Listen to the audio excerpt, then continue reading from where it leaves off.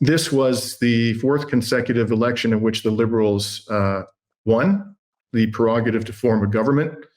But like the last one, this Liberal government, led by Prime Minister Mark Carney, will be in a minority. And this means that the Liberals will have to rely on at least one of the other parties to implement their agenda. And of course, depending on how things unfold, they might, with respect to one legislative priority, rely upon one party and then rely upon another, kind of ping-ponging amongst the various parties in Canada's parliament to get, the legislation passed that they want to pursue in this 45th parliament. Now, the fact that it's a minority also means that this government might not last very long, especially in the volatile political conditions prevailing in the West today. And for those of you who aren't familiar with Canada's political system, it's modeled after the British parliamentary system. This means that Canadians do not vote directly for the Prime Minister. The Prime Minister is generally the leader of the political party that wins the most seats. There are 343 ridings in Canada, 343 seats in Canada's parliament.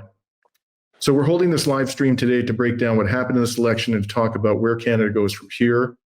We're going to try to situate this election in the context of broader trends and crises in the world today. And so, as I mentioned, one of our guests today is Alex Tyrrell, the leader of the Green Party of Quebec. And Alex, in the last Green Party of Canada leadership contest held in 2022, he threw his hat into the ring. And you can say a little bit more about this if you so choose, Alex. He was prevented from running by the party brass because they objected to his views on the Ukraine war. So thank you for joining us, Alex. And please let us know, where are you joining us from today? Right now I'm in Hangzhou, China. I'm here on a 2-week trip. The first week was at the invitation of the Chinese government to discuss issues related to the Canada-China relationship. And now I'm doing a bit of solo traveling in the week after. Okay, great. Safe travels. And Yves Engler is an author and activist. Both Yves and Alex are fierce critics of Western imperialism and Canadian government foreign policy, something that has not endeared them, or me, frankly, to the political elite or the corporate media. And so Yves, as I've covered recently on Reason to Resist, is currently engaged in a legal battle because he had the temerity to criticize a genocidal racist on X. So he never met her, never emailed her. He was kind of unwillingly exposed to her constant racist commentary. And we just learned, Yves, that she's heading off to Florida, Dahlia Kurtz, where she feels she'll be safer. In any event, Yves, where are you joining us from today? That would be the best result of the election, is Dahlia Kurtz is going to no longer be with us in this country. I'm coming from Jojage, Montreal. Wonderful. So let's start by looking at the overall result in this election. And these are the final or next to final numbers published by the CBC, Canada's national broadcaster. So you need 172 seats for a majority. The Liberals won the greatest number of seats, 169, with 43.7% of the popular vote. The Conservatives, significantly behind, but very close in the popular vote, 144 seats and 41.3% of the popular vote. The Bloc Québécois, which, for those of you who don't know, confines itself to the province of Quebec. It doesn't run candidates nationally. It's its mandate, its mission, is to protect and advance the interests of Quebec in the Canadian Federation. So nonetheless, it had the third highest number of seats at 22, with 6.3% of the popular vote. The New Democratic Party also had 6.3% of the popular vote, but only got 7 seats. And, that's because the New Democrats, their votes were spread across the country, whereas the Bloc Québécois, their votes were all concentrated in the province of Quebec. And then came the Green Party of Canada, which almost disappeared from the electoral map, 1 seat and 1.3% of the popular vote. Now, the NDP dropped from 25 seats and 18% of the popular vote in 2021 to the result I just showed you, 7 seats and 6.3% of the popular vote. That was really just an astonishing decline in the space of one election. The Greens dropped from 2 seats and 2.3% of the popular vote in the 2021 election to 1 seat and 1.3%, as we just saw. It's important to note that the popular vote that the Greens obtained in the 2021 election, 2.3%, was its lowest share of the popular vote in more than 20 years. You have to go all the way back to the 2000 election. So the Green Party was already in serious trouble before this election. As for the NDP, its leader, Jagmeet Singh, was unable to win his own riding. And in my opinion, he did the right thing. When it became clear that he wasn't going to win his own seat, he resigned on election night. The Green Party leader, Elizabeth May, by contrast, has not resigned, and as far as I know, has given no indication that she intends to resign. Now, these two parties, we're going to focus on the Greens and the NDP to begin with, and then we'll switch to the Conservatives and the Liberals. In the so-called mainstream discourse in Canada, they are typically characterized as being left-wing political parties. So, Alex, I'm curious, what are your thoughts about that? Do you think that's a fair assessment of the Greens and the NDP, given their current policy orientation?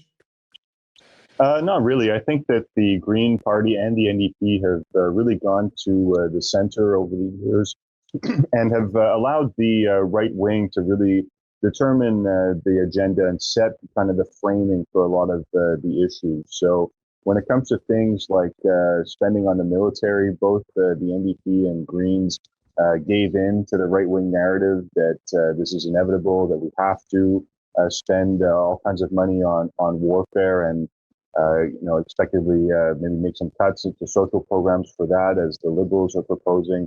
So unfortunately, we don't have any real big left-wing party in Canada at this point. What's your view about this, Yves? Do you think that calling these parties, characterize them as left-wing, is a fair assessment? I mean, it depends. I think the NDP does somewhat reflect, and the Greens for that matter, broader patterns on the left. For instance, I don't think there is any real substantive movement calling for economic democracy or putting forward an alternative to capitalism that would draw the NDP or the Greens further to the left. So I wouldn't put all of the blame, for that, for their very compromised kind of positions on the party structures and the candidates and stuff like that.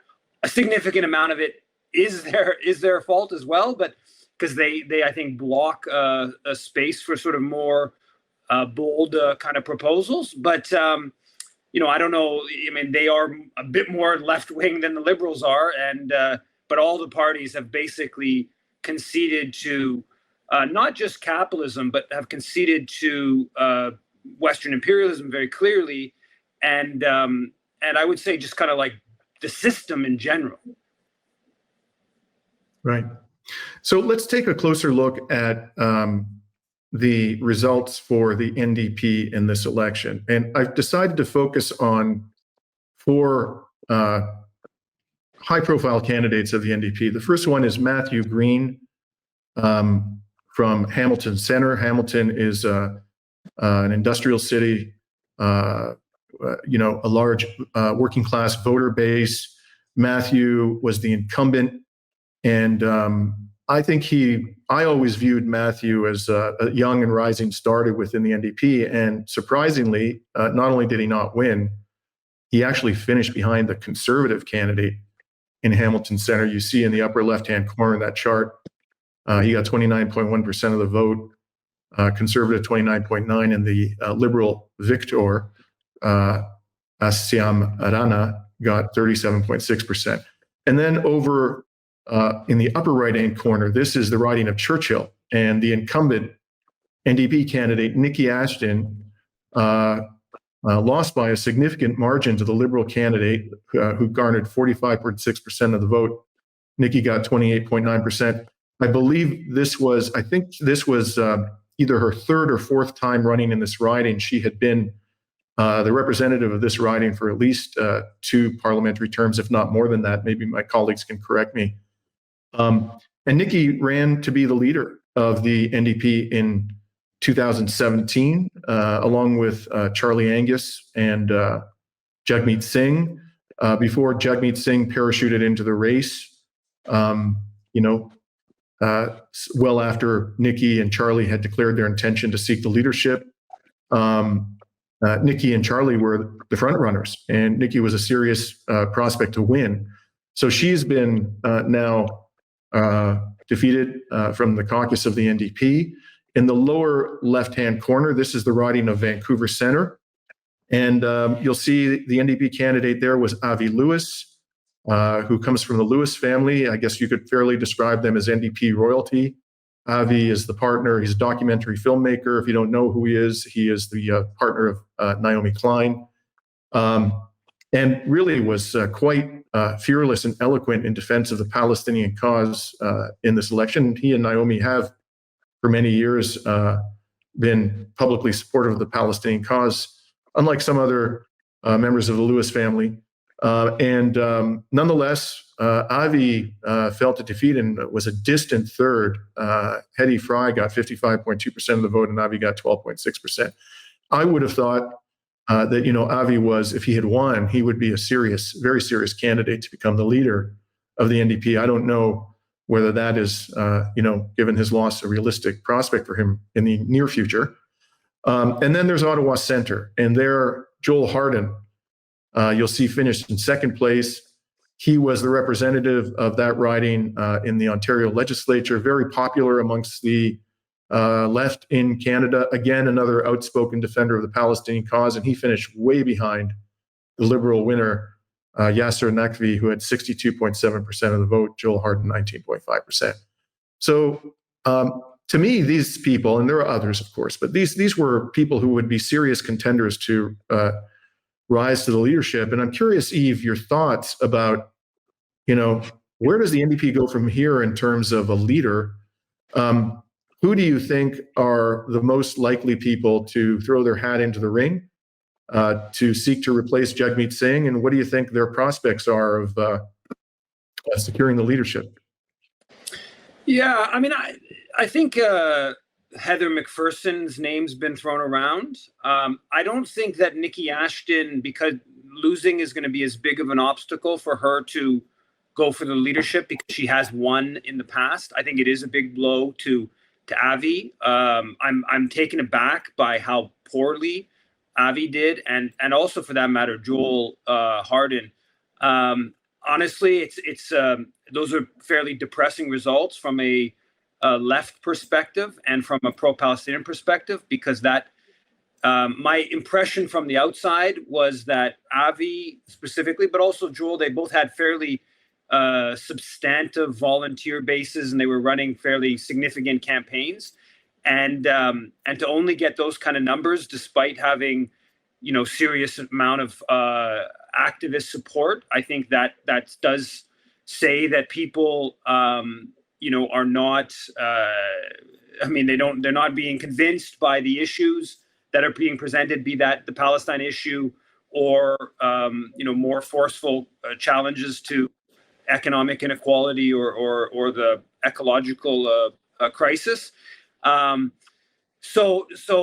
I think it will be. I don't think Avi is going to have a chance. I think Avi does want to run to be leader of the NDP, but I don't think this is going to be a real blow for that possibility. I would have preferred an Avi Lewis as a leader than Jagmeet Singh. I think that Avi was going to speak to a more left-wing vision. Yeah, I don't know where it's going to go within the NDP, and who would be who are the realistic leadership candidates. I don't like Heather McPherson. I mean, she's come out on Palestine over the past 18 months, but aside from Palestine, she's been NDP foreign critic, and she's very much an establishment pro-NATO outlook, except with the Palestine issue, where she's been, I think, pushed to take up the issue. But yeah, things don't look very good for the NDP, certainly in the short to medium term. And Yves, you've written extensively about, some prolific figures within the organized labor movement in Canada having supported what we, I think, on the anti-imperialist left would regard as right-wing militaristic policies, and I saw some indications that the leadership of some unions was cozying up quite a bit to the Conservatives and the Liberals in recent years. Do you think that contributed to the defeat of Matthew Green in Hamilton Centre? And why do you think this is happening? Why do you think that there are, quite important leaders of organized labor in Canada who seem to be developing a warm rapport with the Conservatives and the Liberals? Well, there's no doubt. I don't know the exact number, but I think it was like 16 or 18 different unions endorsed Poilievre. A lot of them were like, police associations and more traditional right-wing unions, but there was a little bit of breaking into some of the trades that I think have not necessarily endorsed Conservatives in the past. On the provincial level in Ontario, that's even more stark, right? Doug Ford was able to get, Doug Ford did his re-election launch at the Unifor office in Windsor, and he really played up his sort of defense of the auto sector in light of Donald Trump's trade war, and Doug Ford has worked I think fairly a fair bit on sort of reaching out to unions. Now, Sid Ryan had a piece, the former president of the Ontario Federation of Labour and head of QP Ontario, where he does exactly that. He talks about how the union industrial heartland of Ontario, from Windsor to Hamilton, London, all that, Conservatives won everything, and that is these are places that have traditional. Obviously, Hamilton, Steel Town, has traditional industrial jobs and union, fairly substantive union power. So there, I guess, is a really stark decline in private sector unionization rates. They're not as bad as the U.S., but they have declined substantially. And obviously there's a race and I guess a patriarchal element to it. It kind of plays to Doug Ford plays to sort of male labor and sort of union traditional steel jobs and stuff like that versus increasingly public sector unions or more women. So there's some of those dynamics. I think also just the fear of what the union movement is basically in a kind of retrenchment, particularly in the private sector. It's just keep what we have. It's not trying to move forward, and so in that context, sort of like just defend us from Donald Trump. There's not really any vision. That was Sid Ryan's point. There's no real vision. The unions have become just kind of dues collecting agencies without sort of hardly any political vision and hardly any education. Hey, push for socialism. He talks about how Poilievre even raised going after the RAND formula, the union dues formula, and there was no pushback from the Canadian Labour Congress Poilievre brought it up during elections. So I think it's a pretty grim comment on the state of certainly the private sector unions. I worked at Unifor for about a couple of years when it merged from the Communications Energy Paperworkers Union a decade ago, and it was already kind of tacking to the right, but we've just seen that go even further in that direction. I don't like the NDP that much, but to have a formal connection with a party that ostensibly is a party of labor at least has some logic to it. Just going, supporting the Liberals, which Unifor has done, and then in some cases, unions going right over and supporting the Conservative Party. I mean, you've got to a point where you don't have any sort of egalitarian, anti-systemic kind of analysis, but you're just sort of jumping around, in partisan kind of ways. Right. So now let's take a look at the what I would sort of regard as the star candidates for the Green Party. And before I do that, I just want to say, in the interest of full disclosure, some of you may not know that I ran to be the leader of the Green Party of Canada in 2020 and lost on the 8th and final ballot to Annemie Paul, who got 55% of the vote on the 8th ballot, and I got 45%. Annemie Paul became the leader of the Green Party of Canada in late 2020 and resigned approximately a year later after a disastrous and tumultuous year, which maybe we can get into later. But I thought I wanted people to just know that background. I'm not kind of like a neutral observer here. I have my own history with the Green Party. Like Alex, I was precluded from actually running at the beginning of the leadership contest in 2020 related to my critiques of supporters of Israel. But ultimately, I appealed and was allowed into the race about 4 months before the actual vote. So in any case, these are the four candidates that I would have thought were the candidates who were most likely to win. So we'll start with the upper right-hand corner. This is the Vancouver Island riding of Saanich Gulf Islands. This is Elizabeth May's riding. Interestingly, the polls showed that it was a toss-up. Well, I was going by 338canada.com, a fairly reliable projector of electoral results, and they had it as a toss-up. But at the end of the day, Elizabeth May, the current leader of the Green Party, won by a significant margin, well under 50%, but nonetheless comfortably ahead of the Liberal David Beckham. Then in Kitchener Centre, this is the other riding where the Greens had an MP in the prior Parliament, Mike Maurice. He finished second in a nail-biter. He lost to the Conservative candidate, interestingly. I would have thought if he was going to lose, it would be the Liberal. And he lost by only, it looks like, 350 or 60 votes. And then Outremont, a Montreal area riding, that's where the co-leader of Elizabeth May, Jonathan Pedneau, ran. This was I would imagine, a quite disappointing result for him and the party. He finished in last place out of 5 candidates with less than 10% of the vote. And then there was Paul Manley. This was quite surprising to me as well. Paul ran. He's very popular with the left and the Green Party base. He ran in the 2019 election and won. That was the first time he became a member of Parliament. And he lost in 2021 after Annemie Paul's chief spokesperson and advisor, a fanatical lunatic Zionist by the name of Noah Zatzman, began to attack Paul and the other Green Party MP at the time, Jenica Atwin, in the national media because they had described Israel correctly as an apartheid state. And this whole tumult, around Zatzman's attacks on 2 out of the 3 MPs in the Green Party caucus was, I think it's fair to say, the main reason why Annemie Paul's 1 year as the leader was a disaster for the party.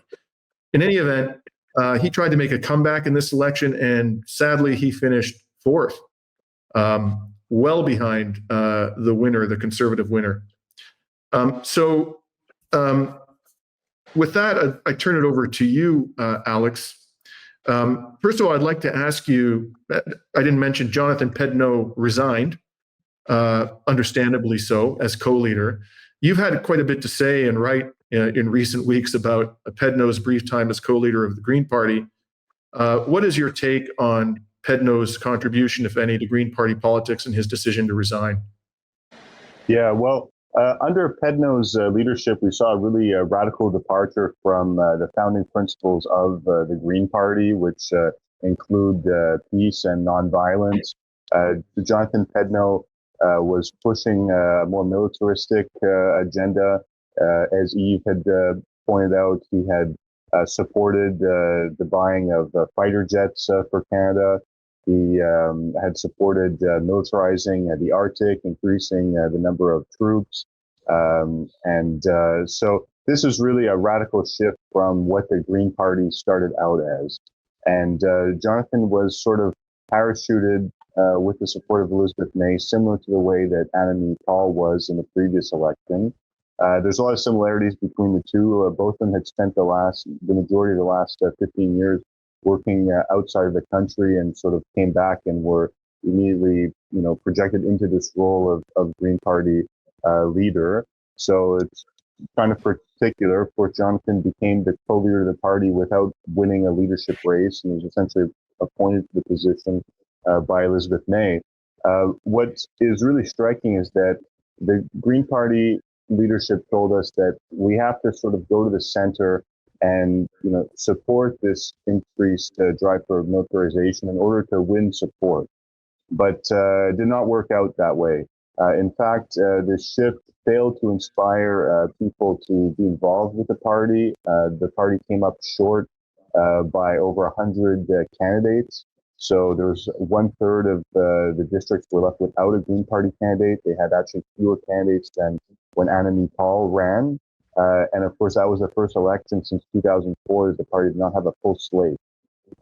So these show how deep these problems go, and they show that going to the center is not the way to have success. I mean, so many people want to run for the Green Party for the right reasons, right? To go and oppose war and be for the environment and for left-wing politics. And there's far fewer people that are interested in being involved to sort of play this kind of centrist game. So the results kind of speak for themselves on that front. I think that if the Green Party would have stayed true to its roots and put forward a strong left-wing platform and uncompromising in terms of its calls for peace, that it would have been able to capitalize on that, especially when we look at what's happening with the genocide in Palestine. The leadership didn't call for sanctions on the state of Israel. Paul Manley did, to his credit. So I think that it's really unfortunate that he finished such a distant finish in his district. And another thing that's interesting is that now that Jonathan Pedno has resigned, if you look at the Green Party website, Elizabeth May is back to being the leader of the party. She's abandoned the co-leadership title. So I would think that would mean that there would not be like an election for a new co-leader or the appointment of an interim co-leader. So it's a bit of a centralization that way. And now the question is, how is the Green Party going to renew itself going forward? Because we're sort of back to the one-person show of Elizabeth May being the only member of parliament and also being now the leader of the party. This has been the case for many, many years now. Elizabeth has led the party nearly uninterrupted since 2006. She's she's going into her 70s now, and some people think that she might want to stay on for another 10 years or something like that. So I've called on Elizabeth to sit as an independent to allow the party to progress. And I think that if Elizabeth May were to sit as independent, not only could the Green Party renew itself, hopefully without her interference, but it would also allow her to concentrate a little bit more on her district. She's somebody who, regularly speaks about how being a member of parliament and representing her constituents is the most important thing. It's worth noting that in this election, she did endorse strategic voting and therefore did not call on every voter to vote for the Green Party candidate, regardless of where they live. She made a video at the outset of the campaign saying that people should look at the progressive candidates in their district. And I think it would also be a way for Elizabeth to build on her legacy, because it's very uncommon for people to be elected as independents in the Canadian parliamentary system. Elizabeth May, I think, would have a shot at being reelected in her district.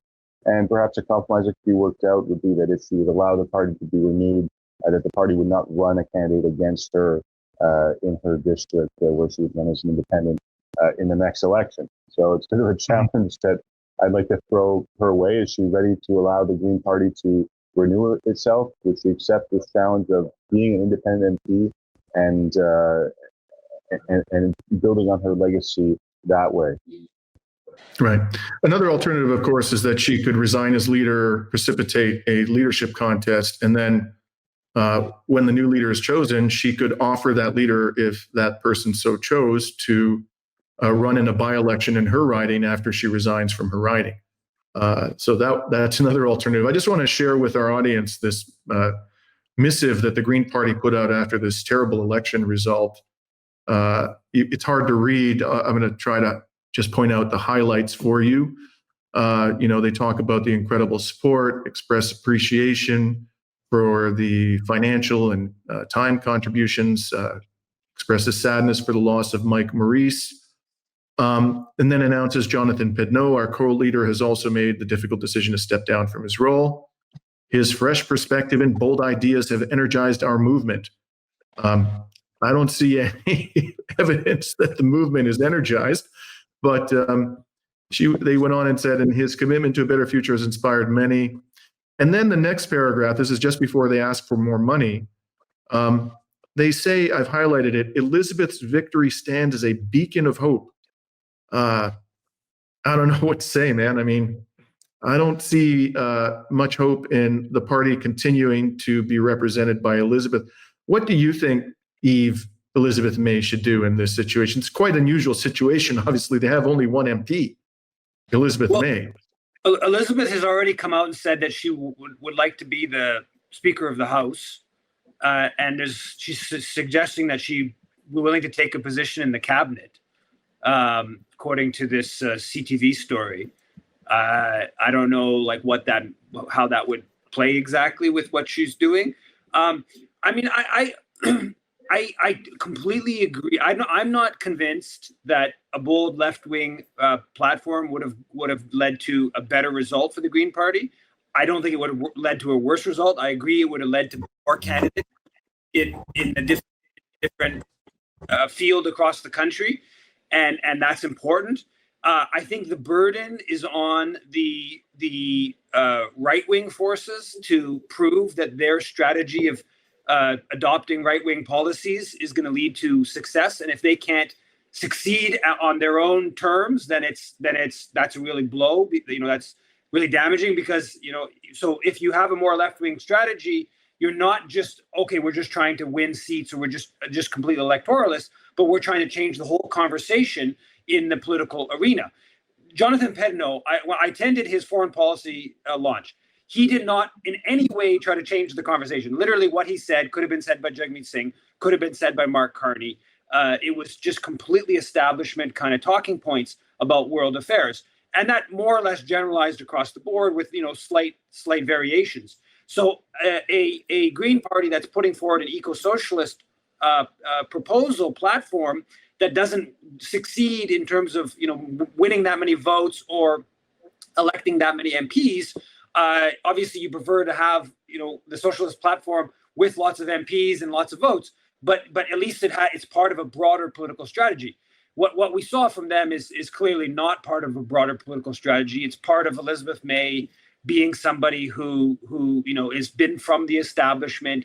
That's her history. She's not really somebody who sees an alternative to capitalism. She, at this point, honestly, if you're basically accepting the climate crisis as well. You're accepting ecological catastrophe at this point, if you're not proposing some serious challenges to the endless consumption of capitalism and obviously the incredible economic inequality that comes with it as well. So I think that they obviously there should be an effort to have a left-wing Green Party that can impact the broader discussion. I think that's really important. Now, in terms of the Palestine question, I think we have to. I don't know how to exactly process this. The polls show the public is increasingly sympathetic to Palestinian rights. We've had this big activist momentum, but it hasn't really translated into certainly electoral, and I would even argue broader left organizing, or with very modest exceptions like Spring Magazine and the work they're doing in Toronto. All this activism that's been going on, it really hasn't been channeled into any kind of outlet. Now, if Dimitri, if you would have been the leader of the Green Party, putting forward an eco-socialist proposal while there's mass demonstrations across the country in Palestine, maybe we would have been able to channel more of that energy into sort of like broader political organizing. I don't know. I don't think that's easy to do. It's possible, but what we're seeing right now is that it really hasn't manifested itself in any kind of significant way. In fact, it shows the opposite. Yeah. Personally, I don't think these candidates, the ones that I've highlighted, lost because of their support for Palestine. I mean, Heather McPherson, for all of her flaws, has been recently a pretty outspoken defender of the Palestinian cause. And of course, Alexandre Boulairis, the one Quebec MP for the NDP after this election, has been, by the standards of Canadian politics, a pretty robust defender of the Palestinian cause, and he won. So it seems to me that these candidates lost because of something else that's going on. And I want to turn now to that something else. What is it? The two parties that emerged victorious, or first and second, have had a vice grip on political power for the entire post-World War II period in Canada. These, of course, are the Liberals and the Conservatives. Together in this election, they garnered a whopping 85% of the popular vote, which is far higher than their collective share of the popular vote in any recent election. So, for example, in 2021, the Liberals and Conservatives won collectively 66% of the popular vote, with the Conservatives winning slightly more of the popular vote than the Liberals, even though the Conservatives won less seats in that election. In 2019, the Liberals and Conservatives collectively won 67% of the popular vote. Again, that's much below the 85% they garnered together in this election. In 2019, the Conservatives again won slightly more of the popular vote than the Liberals, but again won fewer seats. And then finally, in 2015, that election, together they won 71% of the popular vote. Now, just before the vote in this election, the polling firm Abacus Data asked Canadians what they viewed as the two most important factors in their voting decision. And I thought that this was quite revealing. So I'm just going to pull it up here. So these are, again, this is not the most important factor. They asked which two of these are most important in deciding how you will vote. Number one was reducing your cost of living. 45% that was one of the two most important factors. Dealing with Donald Trump was, a distant second, 30%.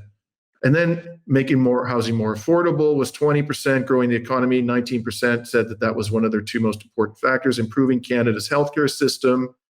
And then if you go all the way down, supporting Ukraine in its fight against Putin's Russia, was identified by only 2% of the voters as one of the two most important factors. I just point out that approximately 4% of the Canadian population is either wholly or partly of Ukrainian origin, and only 2%. And the Liberals and the Conservatives, all the parties supported the transfer of massive amounts of money and weaponry to Ukraine since the war began. Approximately $20 billion went towards Ukraine.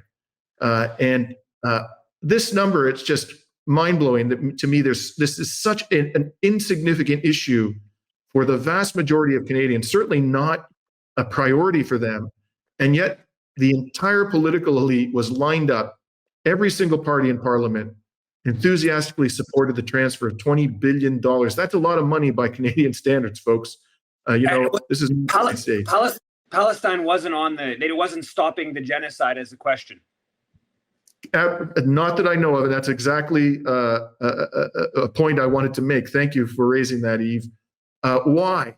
Why didn't they ask that question? I think that's quite telling. In any event, the narrative has been, what I keep reading in the press, is that the parties, everybody shifted massively to these two parties because, they were perceived to be the ones who were best able to deal with Trump. But as you can see here, only less than a third of Canadian voters identified dealing with Trump as one of the two most important issues for them. And if you looked at I don't have the slide here, but the polls were showing that although Mark Carney was perceived by most Canadians to be better equipped to deal with Trump, the difference between Carney and Poilievre was really not that great in terms of people's perceptions about how well they would deal with Trump. So I don't think that this really comes remotely close. This idea that Trump, caused a massive shift in voting towards the Liberals, that really adds up when you look at these numbers and the other numbers I mentioned about how Canadians viewed, the ability of Poilievre to deal effectively with Trump. As I say, he wasn't that far behind Carney. So, Yves, why do you think the Liberals and Conservatives won so much more of the popular vote in this election than in recent elections? I think there were a lot of people who didn't like Poilievre. I have to say, on a personal level, I haven't liked any of the prime ministers that I've ever lived under, and I haven't really liked the leaders of any of the opposition parties that I've lived under either. But I thought Poilievre, there was a real, possibility that he is a particularly ideological person in the context of Donald Trump moving in a fairly fascistic direction, and particularly on the Palestine question. I was more fearful of him than I have been of recent conservative candidates to lead. So I think that Poilievre, there was a sort of polarizing dynamic that he brings about, which did undercut the NDP and the Bloc Québécois, and it was an anti-Poilievre vote in large part. And if the NDP has been kind of in a quasi alliance with the Liberals for the past few years, they're not offering much difference. Same thing with the Bloc Québécois, for that matter. Then and you're concerned about Poilievre, then it makes sense to just rally, behind Carney. So I think that's an important part of it. I think that this poll here maybe slightly underestimates the Trump factor in all this. The other part, I think that the part I would say that's the most stark for the left in this is that question number 1 and number 3 are arguably the same, people saying the same thing. Cost of living, obviously housing is an important part of cost of living. That is an issue that I find it stunning how incapable like left-wing forces are in just putting forward a pretty simple proposal. Let's take, go with a number, 50 billion a year and put it into social housing. It's absolutely not a complicated affair. It is contrary to neoliberal ideology, and it might upset some house owners. But the idea of just taking significant social resources and building lots of public housing on land that the public already owns, because the federal government and different levels of government own tons of land already in most cities, that seems like a really easy proposal. And to take it one step further and kind of left-wing rhetoric, say instead of increasing all this money in the military, which all the parties agreed to, hitting the 2%, which would be $40 billion more a year per year forever, take that $40 billion a year and just put it into housing. They're making claims on those levels of resources. They're just not making claims on those level of resources for public housing. It's okay for F-35s and new naval vessels. So some of those kind of issues seem they're not complicated at all for a left-wing party to put forward, but they're unwilling to put them forward. And to the extent there may be some willingness, obviously the media blocks it out, but that's where activism, that's where being bold and creative and relentless become essential. Yeah. Alex, when I look at this, the thing that mystifies me, if you look at this list of factors, which, are uppermost in the minds of Canadian voters, I mean, things got this way. So, for example, housing becoming increasingly unaffordable for so many Canadians, the cost of living, straining the finances of more and more Canadian families, the degradation of the healthcare system. All this stuff happened under Liberals and Conservatives, so the voters almost seem to be rewarding them for creating the problems that are uppermost in the minds of most Canadians. I just find this absolutely mystifying. And I hate to say this, because fundamentally, I do believe that most voters, if you give them the right information, they will generally make decisions that are in the best interests of their families, their financial security, the prosperity of the state, peace, security, and so forth. So the conclusion that I lean towards after looking at these results is that, voters nowadays are making decisions based upon superficial considerations. And they just, Mark Carney comes across as a person of gravitas, that narrative about him having been an excellent crisis manager, which is complete BS because, the reason why we did better than the Americans and other states, Western states in the financial crisis is because we had a better banking regulatory regime, which was put in place before Mark Carney became the governor of the Bank of Canada. So he didn't really do squat to get us through the financial crisis of 2007 to 2009. I mean, do you think it's a fair interpretation of all of this, Alex, that a lot of voters are just making decisions on the basis of superficial considerations or misinformation from the media, or is there something I'm missing here? I think that if you look at Pierre Poilievre's narrative, he plays on a lot of working class themes, right? Like I've seen him make speeches about how it's such a big problem in Canada with the housing crisis and that 30-year-olds are living in their parents' basements and they don't have the opportunity to own their own home and that kind of thing. But when it comes to the solutions are just to deregulate, environmental and zoning regulations and that sort of thing.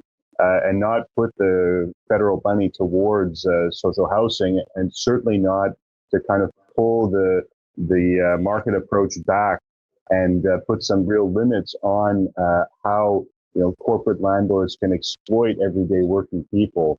So I think your average Canadian maybe doesn't follow these things that much in depth, and when they hear the leaders talking about the housing crisis, whether it be liberal or conservative, they're a little bit gullible and they maybe accept what's being said. There's also this idea that change is impossible. People are not really very ambitious with the change that they're demanding. And I think, the situation with Donald Trump scared a lot of Canadians, right? Not just on the economic front, but also on the annexation front. And they saw, Carney had managed to define his image, as mentioned, as a crisis manager and that kind of thing. And I think also that people did not trust Poilievre to stand up to Trump because they're so similar ideologically. Like if you look at their approach on Palestine, as you were mentioning, it's fascistic. They're both talking about deporting people who stand up for Palestine. They're both talking about cutting funding to universities that tolerate pro-Palestine protests on their campuses. They're both railing against wokeism and that sort of thing. So people did not trust Poilievre to stand up to Trump because they're so close in ideology. And so I think a lot of the people who voted Liberal, they voted that to stop Carney. And we've got sort of a return to the two-party system where people are, either voting Conservative to stop Liberal or voting Liberal to stop Conservative. And, when you get into that kind of very short-term priority, a lot of things can be completely overlooked. So that combined with the fact that the other parties are not really proposing clear alternatives, like the NDP housing policy was not to overturn capitalism and put the housing in the hands of people who live in it, right? There's also the fact that within Canada, there's a lot of people who do own their own homes, and ultimately the property owners have an interest in the price of real estate continuing to rise. So any significant regulation to the real estate market is met with a bit of pushback from the people who own property. The thing is, I find that's also short-sighted because even people who own their own homes, if the value of the properties go up, the taxes go up, the insurance goes up, it becomes more difficult to maintain. And plus, if you only own one home and you sell it, you still have to buy another one afterwards. So even though people are looking at their net worth rising because of the deregulation of the housing market and the fact that it's going up for all kinds of different reasons, they're unwilling to really endorse any kind of significant policy that will restrict the role of capitalism within the housing market. Now, before I ask both of you my last question, I just want to point out, we were talking earlier about, I expressed the view that the losses of these, robust supporters of the Palestinian cause, I don't think that had anything to do or much to do with the fact that they lost. And I think, in support of my interpretation, I would point out that the yapping Zionist Chihuahua, as I am fond of calling him, Pierre Poilievre, lost his own riding. He lost to the Liberal candidate who got 51% of the vote, and Poilievre got 46%, even though the overall result for the Conservative Party was one of the best results in terms of the popular vote in many elections. So if this man, who is by far the most fanatic, frothing at the mouth, a lunatic supporter of Israel of all the party leaders, loses in his own riding, I think that's a pretty powerful piece of evidence that, support for Israel or opposition to Israel's genocide is not having a significant impact on individual contests.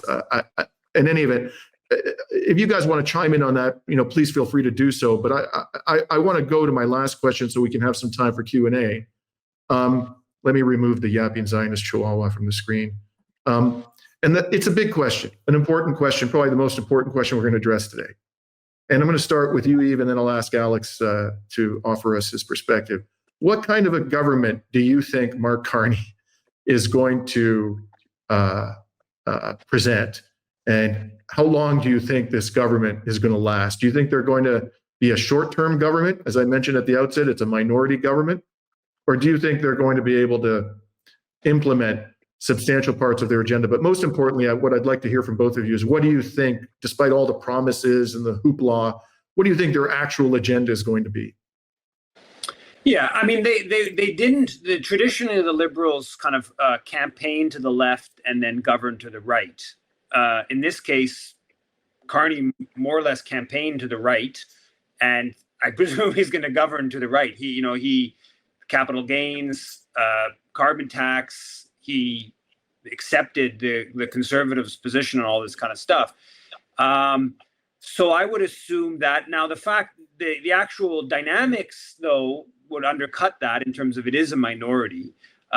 So they will probably need the NDP at some points, or the Bloc. So that will restrict going too far to the right, I would assume. I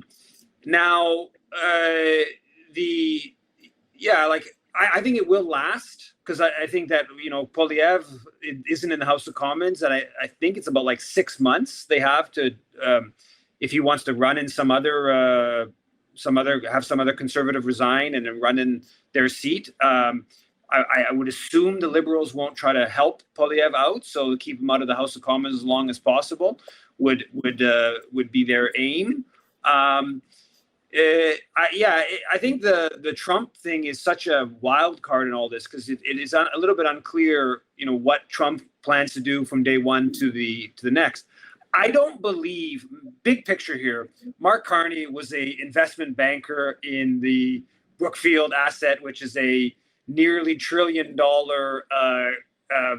Canadian investment company that has more than a century long history of imperialism in Latin America, around the world. I just want to, sorry, Yves, just to point out, he was actually not just an investor, he's chair of the board of Brookfield, right up until the time he threw his hat into the ring in the Liberal leadership contest this year. Sorry, go ahead. Yeah, so governor of the Bank of Canada, governor of the Bank of England. This is somebody who is of the capitalist elite, global capitalist elite. So there's very little chance that he's going to, make life more difficult on billionaires beyond the most superficial kind of way. Same thing with regards to most of foreign policy. Now, I think foreign policy, Trump has thrown foreign policy into a little bit of a question mark. I think there is a little bit of a chance that Carney is going to say, move a little bit more towards China because of just the anti-Trump dynamic. Carney, in his speech on Monday night in election, he said, the relationship with the U.S. is broken and it's never going back type of speech, fairly kind of strong language on that, which he said more or less that a few other occasions. This is for public consumption. I mean, the Canadian military is right now involved in exercises with the Americans and the Filipinos that's designed to target China. Canadian naval vessel that's with its U.S. counterparts going towards going around the world. Actually, we're going towards towards Russia. You have Canadian officers still training with the U.S. You have the whole structure. I mean, there was just Puglisi has a story about Canada buying $100 million in U.S. night vision goggle type equipment from the U.S. company. So they're not even these really sort of simple things of backing away a little bit from the U.S. empire, while Carney is making these grand declarations of we're breaking from the U.S., which the public clearly wants. He's doing that for public consumption.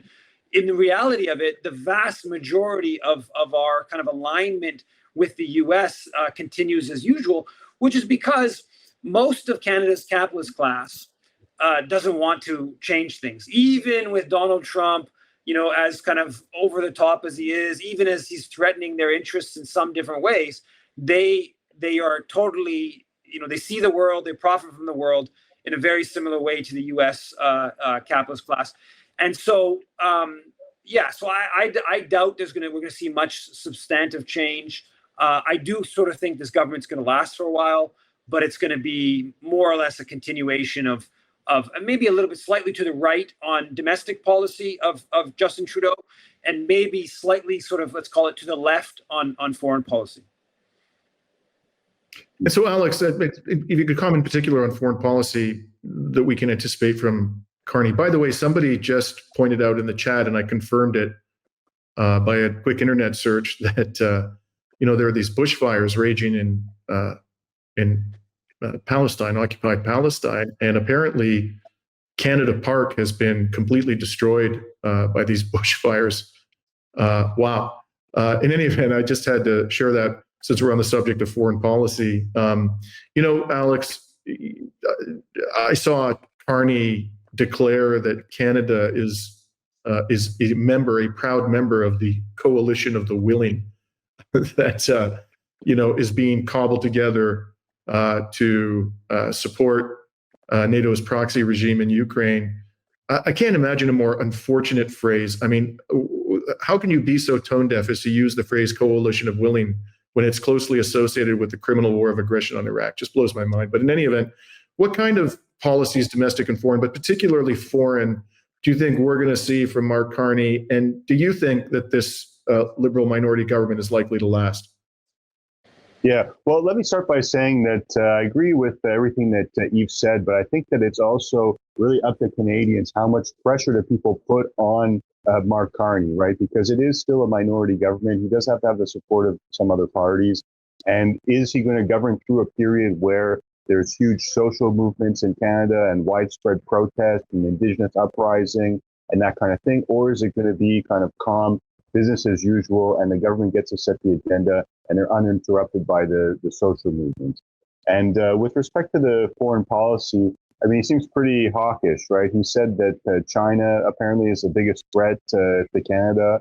At another point, though, in response to a protester, he sort of acknowledged that there was a genocide taking place in Palestine before it was called to order by Benjamin Netanyahu, and then backtracked as he was ordered to. So there's not much hope there. And yeah, for Ukraine, it's a similar situation with this coalition of the willing comment. And, in this election also, it's worth noting that Yakovlev sort of had been ambiguous on the Ukraine file before, but very clearly articulated his support for Ukraine during the campaign, even though he didn't really put it up front as much, because there's elements of his base that are a little bit less favorable to supporting Ukraine. So, like, he'll do it anyway, but he won't make as big a deal about it. And, I think the reality of the situation is that Canada doesn't need to invest more in its military. Our military is completely useless. We're not going to be using this military to fend off a U.S. invasion. It's not a military that can fight a war on its own. And the only thing that this military is used for is supporting the U.S. empire in their quest for global domination by providing a little patchwork of logistical support here and there. And I would hope that given the way that Trump is treating Canada, that we start to seriously cut some ties with the United States. It's one thing to do a bit of business and do some import and export, but we should be developing our own foreign policy, not going along with everything that the United States is doing, and kind of continue to push for this unipolar world around the United States. So I would hope that there would be some change on that front. Carney hasn't really been in politics for that long, so outside of economic issues, it's not like he has a very long and extensive track record of where he stands on a lot of social and political and geopolitical issues. But as you've said, like, he's coming from a billionaire class. I don't think that he's going to disrupt things, but it's also up to Canadians, how much pressure do we apply to him?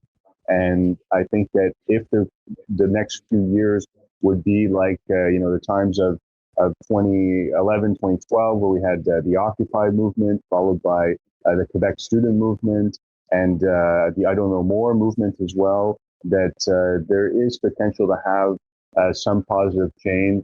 But of course, we just elected a billionaire to be prime minister, so we've got to work that out for us. Right. We chose between a yapping Zionist Chihuahua and a former Goldman Sachs banker. That's what's come to. Yeah. So we got about 20 to 25 minutes left for Q&A. If you would like to ask a question, please type it into the chat box. As I mentioned at the outset, you can address your question to any one of us. You can address it to two of us or all of us. But I'll leave that up to you.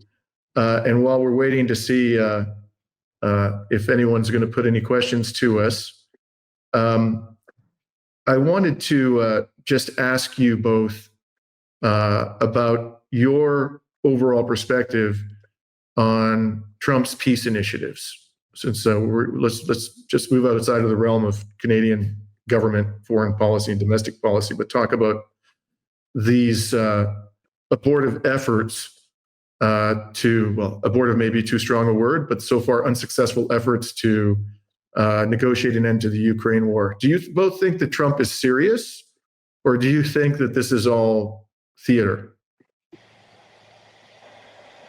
I think that Trump wants to end the war in Ukraine. I think that he wants to for a bunch of reasons, but partly just to be able to say that he brought it to an end. So yeah, I broadly am sympathetic to his position on that, and what he's, first of all, I think it's good to begin a dialogue with Russia, and secondly, I think that he's be a bit more kind of clear-eyed with the reality of the situation versus the sort of NATO jingoism of just keep fighting the last Ukrainian that has been pushed. Like, I think, for instance, the coalition, the willing that Canada's supposedly part of with some European countries, like that's going to collapse. That's not actually real, right? That they're doing that as a sort of to try to give the Ukrainians some belief that they should keep fighting and rather than negotiate. But it's ultimately not a real proposal. Once the U.S. withdraws its extensive support for the war, which Trump may or may not do, but he sort of suggested he will do if Zelensky doesn't do what he wants.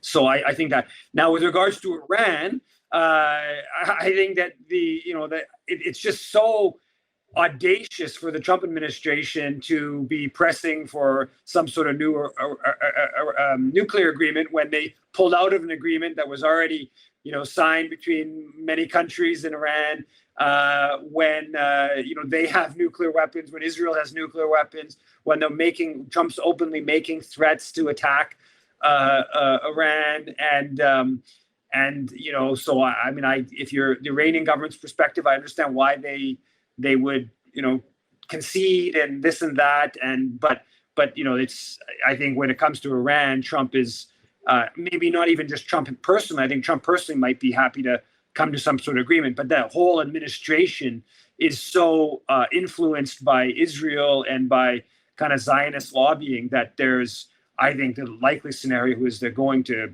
attack Iran.